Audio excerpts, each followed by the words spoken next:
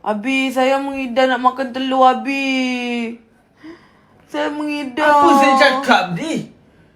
Istighfar lah saya, istighfar. Apa yang istighfarnya? Saya mengidam nak makan Abi masak telur untuk saya. Telur masak kicap, lepas tu letak hotdog ke apa ke. Abi sanggup lah book untuk saya rembayu kalau saya nak pergi makan. Saya nak Abi yang masak. Abi yang masak? Ya. Yelah.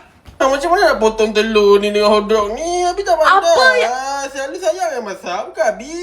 Telur tu buat apa nak potong? Abi Ya, itulah kau. Sebelum ni memang aku je yang buat semua kan. Kau tak buat apa-apa kan? Dah. Abi buat dulu. Muka saya berminyak ni. Kejap. Buat dulu semua. Nanti saya tolong. Macam mana potong telur ni? Bukan potong, pecahkan je. Yang ni yang potongnya hotdog ni. Yang.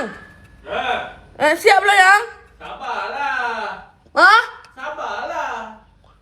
Cepatlah sikit. Sabar. Lapar dah ni Sabarlah. Cepat sikit. Laju-laju tau. Potonglah laju semua tu. Yang! Macam ni lah saya nak yang hotdog macam ni. Lepas tu dengan telur hancur-hancur. Okey, Abi masak nasi pula Pada panas tau. Masak nasi pula. Makan ada pula lah. Makanlah sendiri. Nak semua. Yelah. Suap lah. Soalnya ya Allah membayar firman terkenal kini teman kami.